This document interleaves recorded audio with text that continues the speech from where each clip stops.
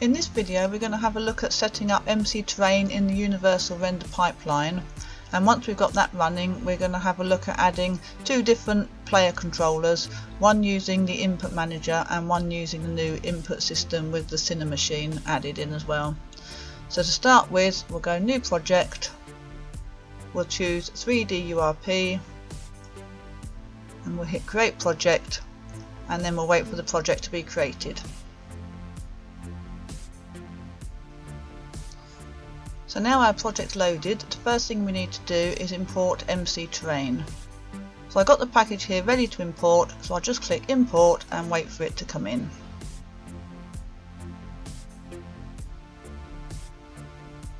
There, now it's imported and we can see we've got an MC Terrain menu appeared here, and then it's got a readme we can open there. Now in the readme, the first thing you see is important. The asset only comes with a very basic player avatar. That's why we're going to have a look in this video at adding two different player avatars, one using the input manager and one using the new input system. But first we'll just get MC Terrain running with its default player. So the first thing to do is find the scene. Let's open the scene and see where we are. Yes, we've got this TempPlayer which needs to be replaced, and also because we're in Universal Render pipeline, all our assets, our terrain, our character are going to be this bright pink. So the first thing we need to do is fix that. We'll go to the MC Terrain menu, and then we've got update demo scene materials to Universal Render pipeline. So click that, and that will immediately get the new shaders compiling. So now he's come in. But before we start, we just need to add in the tags that are needed, because we've just literally imported the project. So we do add tags.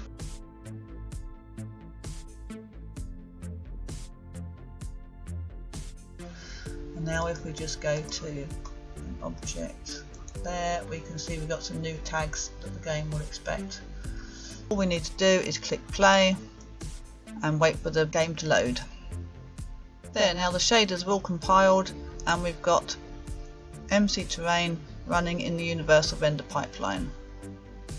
So the next thing we're going to do is have a look at importing the Invector player controller from the Unity Asset Store.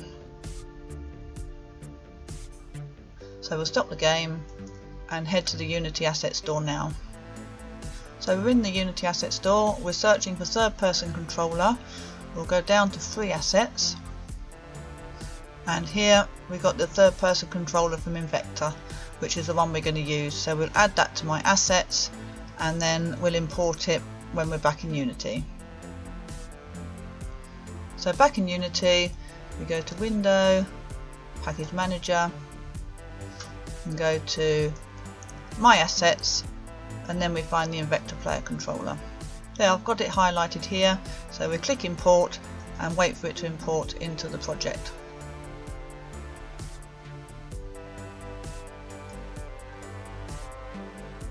So that's imported, so we can close that. And then we've got Invector third person controller here. So what we're looking for is the prefabs folder, and then you've got the third person controller and the third person camera. So up here we need to delete our TempPlayer, and we need to delete our main camera, and we'll bring in the third person controller and we'll bring in the third person camera. Now we can just check the tags to make sure they're correct. Third person camera is tagged as main camera, which is what we need, and the player has to be tagged as player, which it does by default, and that's what we need. Now you'll notice that the player character is pink, just like the other one was when we first started. So if we go back up to MC Terrain's menu and we go back to update demo scene materials to URP and we run the script, then it will update the character to have compatible shaders. Now that's done, we can click play and we can see the game running with this new character. There, now we've got the new player in the scene, and he can move about and jump, and you can dig, raising and lowering the terrain with this new character. So if we stop there, we can have a look at adding the standard assets character that uses the new input system and the Cinemachine system. So we'll head back to the Unity Asset Store and find that character. So back in the Unity Asset Store, we search for Starter Assets, and we've got Starter Assets Third Person Controller here, which we'll add to our assets just as we did before, and then we'll install it back in Unity. So back in Unity, once again we go to Window, Package Manager, and we'll find the Starter Assets Third Person Controller in our list of assets. Now, as we mentioned earlier, this uses a new input system and the Cinemachine packages. So when we click import, the first thing that will happen is it will install those two packages and then bring us back here to import the actual asset. So we'll start by clicking import,